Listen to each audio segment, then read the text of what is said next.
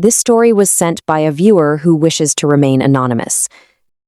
He claims that after that night, he has never been able to sleep normally again. No more talking, let's start the story. My name is Rachel Donovan, and I need to tell you what happened to me during the last week of August in 2019. I've told this story to my therapist, to my closest friends, and to this one paranormal investigator who actually drove all the way from Sacramento just to sit across from me at my kitchen table and listen. And every single one of them, they all went completely quiet when I finished. It wasn't the kind of quiet where someone is just thinking of what to say next. It's the kind of quiet where a person realizes that the world they thought they perfectly understood has a crack running straight through the middle of it. At the time, I was 26 years old. I'd just gotten out of a rough 2-year relationship with a guy named Derek, and my best friend, Cassie Holbrook, decided that what I really needed was a week at her family's cabin near Lake Tahoe. Her parents had owned the property since the early 90s. It was this small, 2-bedroom wooden cabin sitting maybe a quarter-mile back from the eastern shore. It was completely surrounded by pine trees so tall they literally blocked the afternoon sun and made it feel like evening by 4 o'clock. We got there on Saturday, August 24th, around 2 in the afternoon. We unpacked the car, poured some wine, and just sat on the porch watching the tree line until the sun dropped low enough to turn everything this deep gold. That first night, nothing happened. The bedroom I was in had a window facing the trees, and I actually left it cracked because the night air was cool, smelling like pine resin and lake water. I slept fine. No bad dreams, no strange noises, nothing at all. It started the next afternoon, Sunday, August 25th. Cassie wanted to take a nap, so I took my book out to the porch and settled into one of the rocking chairs. The forest was so quiet. You know, the way forests get in the middle of the day. No wind, a few birds occasionally, and just the distant sound of the water. I was maybe 30 pages into my book when I got this feeling. I don't really know how else to describe it except to say that it was the distinct feeling of being watched. And it wasn't a vague, general unease. It was specific, directional. Like something at the tree line, maybe 70 yards out, was looking directly at me. I looked out from my book. There was a girl standing right at the edge of the trees. She looked pretty young, maybe 10 or 11 years old. She was wearing a white dress. It was this old-fashioned kind, with a high collar and long sleeves that went all the way down to her wrists. Her hair was dark and just hanging loose around her shoulders. She was standing there, completely still, looking at the cabin. Looking, I realized after a second, right at me.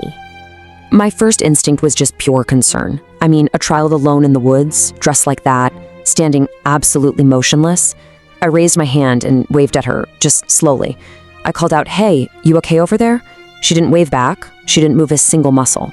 She just kept looking at me with this blank expression that I couldn't quite read from that distance. She wasn't frightened, but she wasn't friendly either. Just watching. I stood up from the rocking chair and asked, "Are you lost? Do you need help?" And then she took one step backward, slipping into the shadow of the trees, and she was gone. She didn't run. She just stepped back, and the forest swallowed her. I must have stood there on the porch for a solid minute, just staring at the exact spot where she'd been. Then I went inside and woke Cassie up. Cassie listened carefully, looking sleep-rumpled but serious. She reminded me there were absolutely no other cabins within half a mile of us, and we were on a private access road. We walked out to the tree line together and looked around. Nothing. There were no footprints in the soft soil at the edge of the forest, no broken branches, no sign whatsoever that anyone had been standing there at all. Cassie suggested that maybe I dozed off while reading, that maybe it had just been a deer and my half-asleep brain had shaped it into something human. I almost believed her. I really wanted to believe her. But I hadn't been asleep. I knew for an absolute fact I hadn't been asleep. One day, August 26th, the girl came back. This time it was evening, around 7:15. The sun was already behind the mountains and the light was getting flat and gray. Cassie and I were both out on the porch this time, sitting with glasses of wine, just talking. I saw her first. She was in the exact same spot at the tree line, wearing the same white dress with that same eerie stillness. I leaned over to Cassie and said quietly, "Don't react, just look toward the trees, slowly." Cassie turned her head and I literally heard her breath catch in her throat. She stammered, "Oh, who was that?" We both just stared at the girl, and the girl looked back at us. In the dim evening light, she somehow looked less solid than she had the day before, although I kept telling myself it was just the shadows playing tricks on my eyes. Cassie called out to her. Her voice was warm and gentle, the exact way you talk to a terrified animal. She said, "Hi, sweetheart, are you okay? Are you looking for someone?" The girl turned her head, but not toward Cassie. She looked away from us. She turned her head and looked deep back into the forest, exactly like someone had called her name from somewhere we couldn't hear. And then she walked forward. Not backward this time, forward, right into the trees. 3 or 4 steps, and the darkness just took her. Cassie put her wine glass down on the porch rail, and I could see her hand was visibly shaking. She said, "That was a real child." I looked at her and asked, "Then where are her parents?" We grabbed our flashlights and immediately went into the trees. We called out. We swept those flashlight beams through the thick undergrowth for a solid 20 minutes. There was no one there. There was absolutely nothing there. Just pines, silence, and the faraway sound of the lake. Tuesday, August 27th. We drove into the nearest town that morning. It's a small mountain community called Inclined Village. Honestly, I don't know exactly what I was looking for. Maybe I just thought someone in town would know something, anything. We stopped for coffee at a small diner on the main road, and I asked the woman behind the counter if there had been any reports of a lost child in the area. She looked at me with an expression I couldn't figure out at all. She just said flatly, "No lost child. Not recently." But then, she leaned slightly over the counter and dropped her voice, almost like we were sharing a secret. She said, "But if you're staying up on the eastern shore, the private cabins up there, there's an old story." She paused for a second, like she was deciding whether she should even tell me. Then she continued. She said there was a family that used to live up in that area a long time ago, way before her time.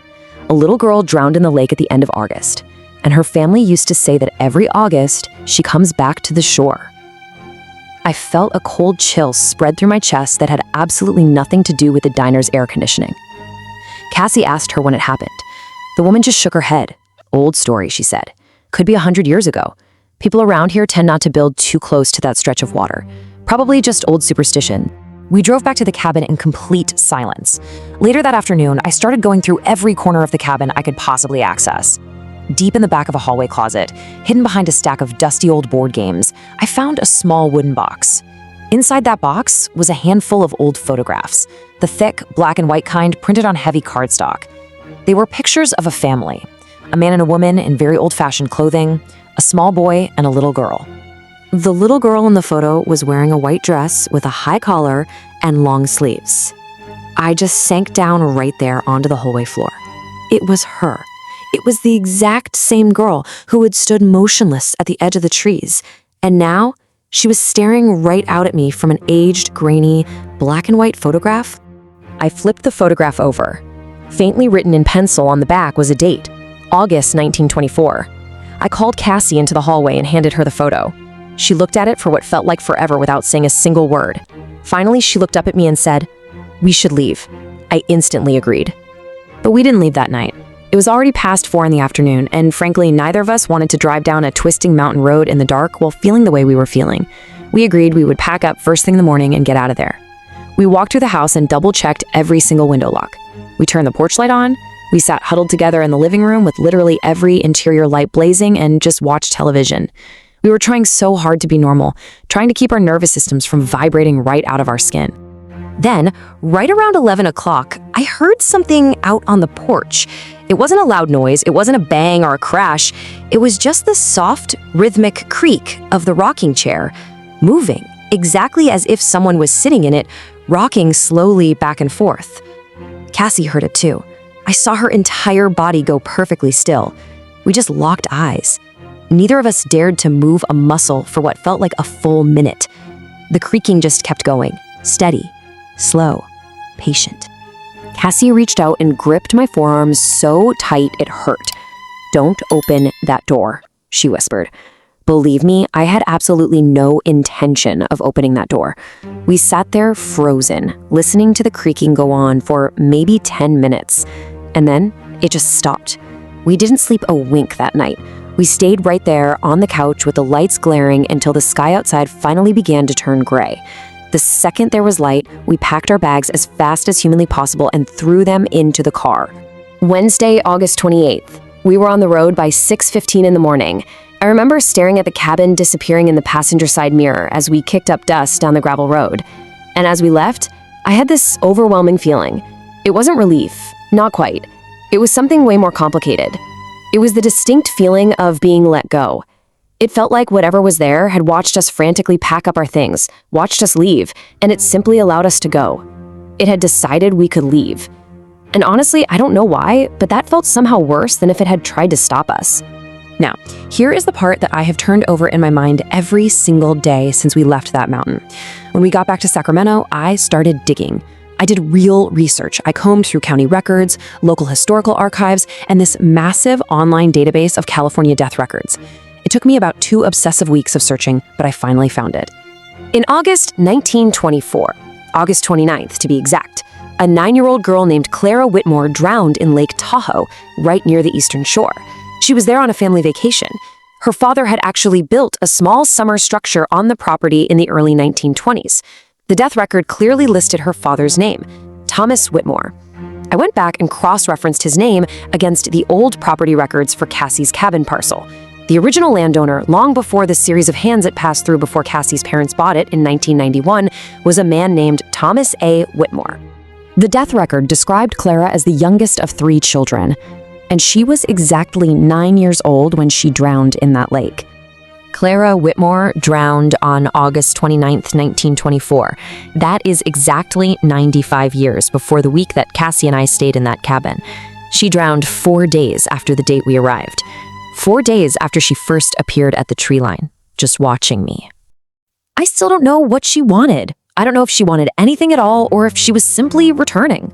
Returning the way a tide returns, the way August returns every single year, bringing those last burning days of summer before everything begins to cool down, get quiet, and go dark. But what I do know for sure is this: I have never gone back. Cassie told me she's never going back either. Her parents ended up listing the cabin for sale in the spring of 2020, and it sold within a month to a family from the Bay Area. I think about them sometimes. I really wonder if they have any idea what they bought. I wonder if Clara is still out there, standing at the edge of the trees, watching those new people sitting on the porch, waiting for the end of August. I've wondered if she's waiting still. If you found this account as chilling as I do, please take a moment to like this explainer, leave a comment with your thoughts below, and share it with others. Be sure to subscribe to the channel and turn on notifications so you're always here for our next explainer. Moving on to the next one. This story was sent by a viewer. All right, let's just jump right in. Because today's explainer, it isn't just your standard history or psychology breakdown. No, this is a full-blown, chilling campfire story, but one firmly rooted in a first-hand account. We're going to explore the deeply unsettling experience of Marcus Webb. I want you to imagine lowering the lights and just leaning in, because what we're about to unpack is a step-by-step breakdown of a reality that completely shattered over the course of a few late summer days. This is the story of the uninvited guest from Shiloh. Now, to really grasp how wild this account is, you kind of have to understand the guy it happened to, Marcus Webb. He's 34, a civil engineer out of Nashville. He coaches youth baseball, owns a truck, has a dog, a house, the whole shebang. By every reasonable measure, he is an entirely ordinary guy with both feet planted firmly on the ground. He's a hyper-rational skeptic. He believes in what he can see, what he can measure, and what he can explain. He is definitely not a ghost hunter, and he does not believe in the paranormal. But, his strictly logical view of the universe fractured in a huge way after a weekend trip in August of 2021. Section 1. The Skeptic and the Battlefield. So, the whole catalyst for this ordeal started as something incredibly mundane, a pandemic hobby. Marcus had basically spent a year and a half reading up on Civil War history, the battles, the generals, the massive scale of it all. So when his friend Daniel, who actually happens to be a high school history teacher, suggested a weekend road trip down to the Shiloh National Military Park, Marcus immediately said yes. They spent a beautiful, solemn weekend walking the trails and taking in the history. Just 2 guys exploring the country. But the ground they were walking on, well, it was anything but ordinary. 24,000. I really want you to just sit with that number for a second. That is the combined number of casualties at the Battle of Shiloh over just 2 days in April of 1862. This park isn't just some patch of grass. It is soil etched with an unimaginable volume of death, fear, and trauma. It's a place where men literally saw each other's faces as they fired. There are over 1,700 headstones in the National Cemetery right there. When you walk through a place with that much concentrated grief, the weight of it literally sits on your chest. Which brings us to Monday afternoon, August 30th. Marcus and Daniel are getting ready to head back to Nashville, but Daniel wants to grab one last photo of a monument. So Marcus decides to take one final solitary walk down a trail known as the Sunken Road. It's this eroded farm lane where wave after wave of assaults took place, a spot where the rifle fire was actually so intense it was called the Hornet's Nest. Marcus is walking this stretch completely alone. The August Tennessee heat is oppressive, just pressing down on him like a physical hand. The air is heavy, solemn, and incredibly still. Section 2. Footsteps on the Sunken Road. And this is the exact moment his complete isolation breaks. He's about halfway down the trail when he hears it. Footsteps, starting directly behind him. They aren't running, they aren't frantic. It is the distinct sound of boots on packed earth. It's the easy, unhurried pace of someone just taking a stroll. But Marcus knows for a fact he's entirely alone on this trail. Instantly, Marcus just freezes. And the footsteps, they stop right with him. He turns around to look. The air is absolutely quiet. No wind, just the distant buzz of insects. And the terrifying reality of this moment is that there is absolutely no one there. I mean, he has a clear sightline of about 150 yards before the trail even curves. It is completely empty. He turns back around, trying to shake off the sudden chill in the August heat, and starts walking again. The dread just absolutely spikes here, because as soon as Marcus takes a step, the invisible footsteps start right back up, and they are perfectly keeping pace with him, staying exactly 10 to 15 feet behind, never getting closer, never falling further back, just following. Marcus forces himself not to stop this time. He walks the rest of the sunken road at a steady, forced pace, just listening to that unhurried rhythm right behind him until he finally reaches the open field near the parking area, and only then the footsteps stop. So on the drive back to Nashville, the engineer side of Marcus goes into absolute overdrive. He is desperately trying to logic his way out of what just happened. He blames acoustics, he tells himself it was just the old terrain, sound bouncing off the tree line, or maybe just the intense power of suggestion from walking on such historic ground. His friend Daniel even jokes about the park being haunted, but Marcus clings to the rational explanation. But deep down, the reality is entirely at odds with that rationalization, right? Because acoustics do not perfectly keep pace with you 10 feet behind, stopping and starting exactly when you do. Section 3. Something followed me home. Marcus gets back to his place in East Nashville around 8:45 p.m. His home is this cozy 1940s bungalow on a tree-lined street. It's his sanctuary, the place that always feels like a deep sigh of relief. But the exact moment he unlocks his front door, that sense of safety is violently stripped away. The atmosphere has completely shifted. His safe haven suddenly feels deeply instinctively wrong, and he isn't the only one who notices. Marcus has this 4-year-old lab mix named Cooper. Now, Cooper meets him at the door, but absolutely refuses to step past the entryway. Cooper's ears are flat, his tail is tucked, and he is letting out this low, continuous, vibrating whine of pure terror. The dog is just staring into the empty living room. Marcus walks in, and the room feels, as he describes it, warmly occupied. Imagine that suffocating feeling for a second, walking into a completely empty room in your own house, but feeling the specific, undeniable warmth and presence of someone who was literally just standing there a second before you walked in. Let's track how this dread just agonizingly builds across the timeline of that Monday night. At 8:45, Marcus is dealing with a terrified dog who refuses to leave the entryway, eventually creeping only as far as the bedroom doorway. By 10:45, Marcus is sitting in his living room, TV on, desperately trying to feel normal while every single instinct is screaming that he's being watched. He searches the entire house. Nothing. Finally, leaving the hall light on, he goes to sleep. And then, we hit 2:17 a.m. Section 4. The 2:17 a.m. encounter. Now, I want to slow things down right here. Just put yourself in that bedroom. It is the dead of night. The house is completely silent. You're in your bed in the one place where you are supposed to be the most secure, completely vulnerable to whatever might be lurking in the dark. At exactly 2:17 a.m., Marcus jolts awake. And I don't mean a groggy, slow awakening. He wakes up completely, his heart already slamming against his ribs. He is paralyzed by a raw, uncontrollable, entirely physical terror. His body is reacting before his conscious mind even registers why. He lies completely motionless, staring at the ceiling, and he listens. Footsteps, right outside his bedroom door. It is the exact same rhythm. Unhurried, easy. The footsteps of someone who has absolutely nowhere to be.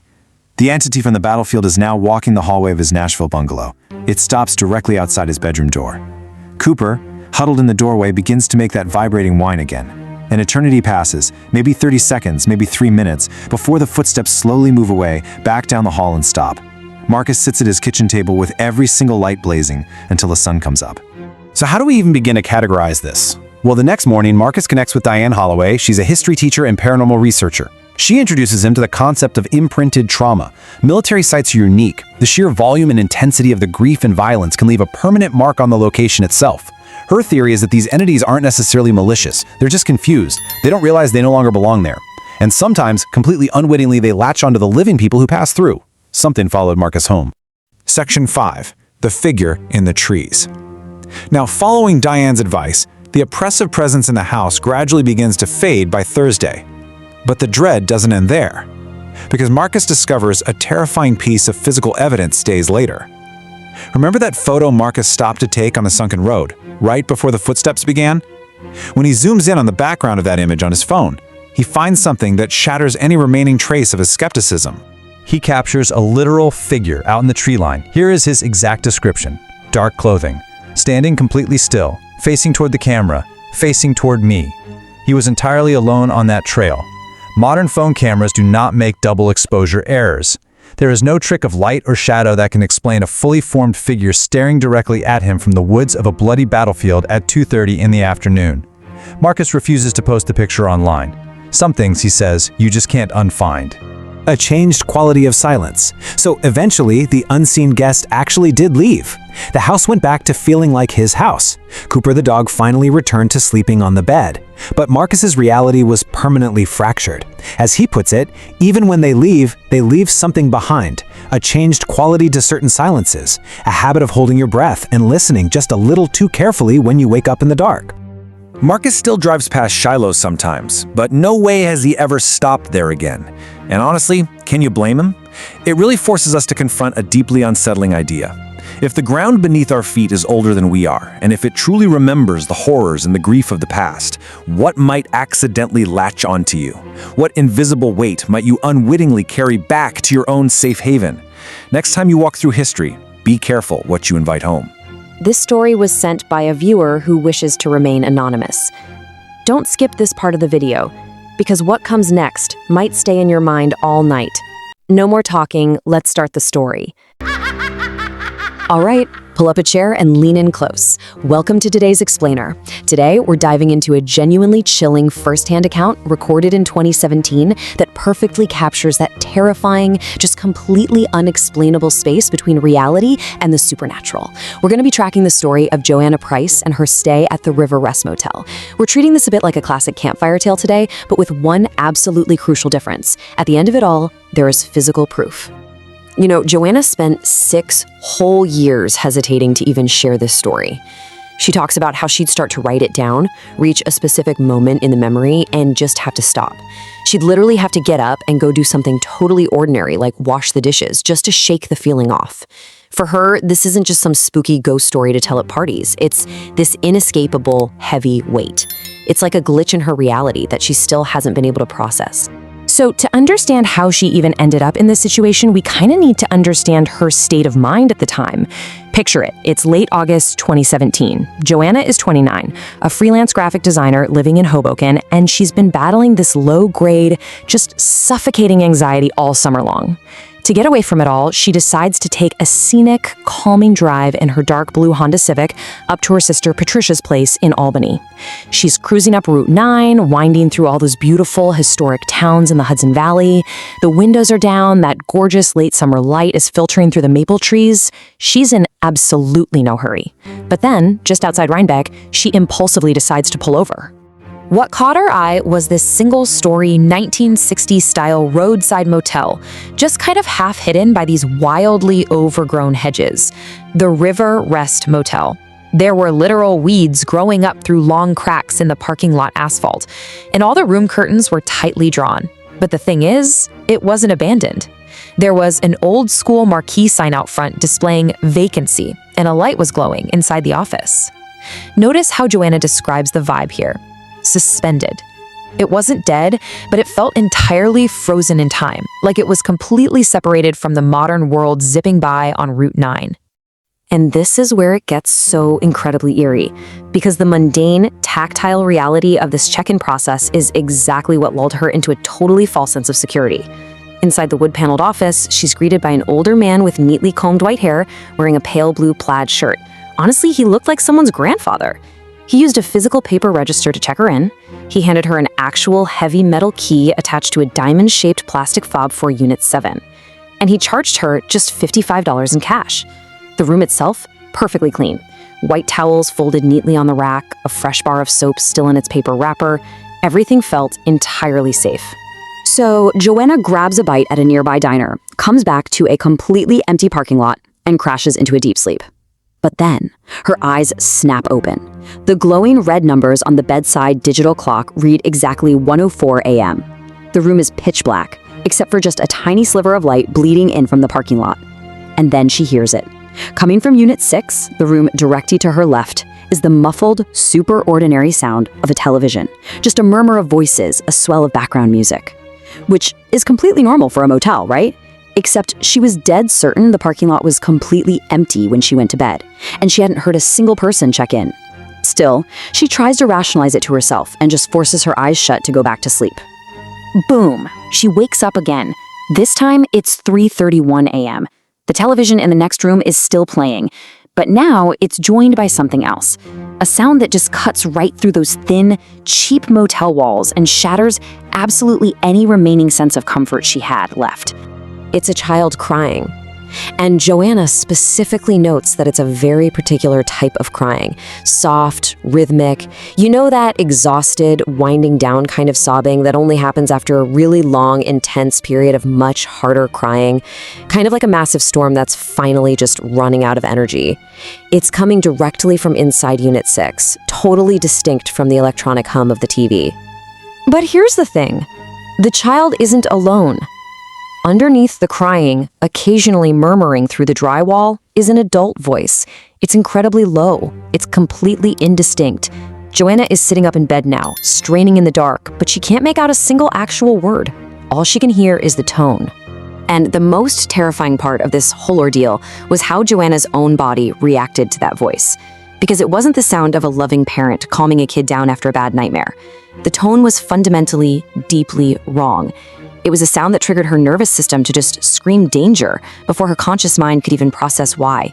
It was this low, repetitive cadence that quite literally caused the hair on her arms to slowly stand up in that pitch-black room. She sat there completely frozen, knees pulled tight to her chest, with the nightstand lamp flicked on, until the crying finally stopped a few minutes later and the TV eventually went dead silent. Needless to say, she didn't sleep a wink for the rest of the night. By 7 a.m., she is practically bolting for the door. She goes to the office to check out, and the exact same clerk is sitting there, sipping coffee, casually reading a newspaper. She asks him, super tentatively, about the family in Unit 6. Mentioning the TV, the crying kid, and the clerk, with just this absolute, unbothered calmness, smiles right out of her and says, "Unit 6 has been empty all week. You were the only guest I had last night." He doesn't look confused at all. He doesn't get defensive. He just takes another sip of his coffee. Joanna stares at him. He stares right back, looking completely, pleasantly normal. Joanna just slowly places that heavy metal key down on the desk, mumbles a thank you, and walks right out the door. Once she's in her car, her hands are shaking so violently she can barely keep them steady on the steering wheel. She manages to drive about 10 minutes up Route 9, pulls into the very first gas station she sees, and frantically calls her sister Patricia. Now you gotta understand, Patricia is a high school principal. She is practical, she is grounded, and she has zero time for dramatics. But when Joanna finishes sobbing out her terrifying recounting of the night, Patricia goes dead silent, and then gives her one extremely firm instruction. Get back on the road and come here. Do not stop anywhere else.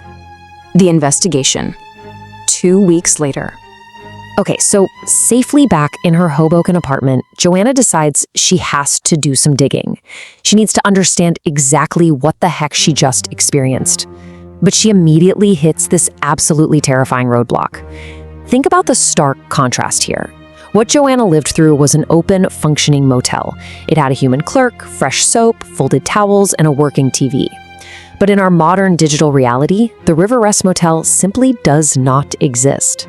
It's not in any business directory anywhere. There's no old website. There's no Google Maps pin. When she finally pulled up the satellite imagery of the exact GPS coordinates on Route 9, there wasn't a roof or a parking lot. She saw a massive, overgrown lot with nothing but the ghost outlines of old concrete foundations completely swallowed up by vegetation. So, refusing to let this go, she actually calls up the Rhinebeck town historian. And what she learns from him, it literally turns her blood to ice. The historian lays out this totally chilling timeline. The motel originally opened back in 1958. Then, in the summer of 1973, a family passing through stayed there, and tragically, their young daughter died during the night. And yes, the historian specifically notes from the town records that they were staying in Unit 6. Then, fast forward to 1987, a massive, uncontrollable fire completely guts several of the units. The motel was permanently closed down. It was never rebuilt. It has sat there, completely vacant, just rotting away into the earth since 1987. Yet somehow, exactly 30 years later, in 2017, Joanna Price pulled her car over, handed a man $55, and slept soundly in Unit 7. Joanna herself wrote down this incredibly haunting thought. She says she has absolutely no idea who that man behind the desk actually was. She doesn't know how a solid metal key managed to unlock a physical wooden door to a building that literally hasn't existed as a standing structure in 30 years. And worst of all, she has no idea whose child was crying through the wall of a room that was empty, inside a motel that was itself entirely empty and had been for 3 whole decades.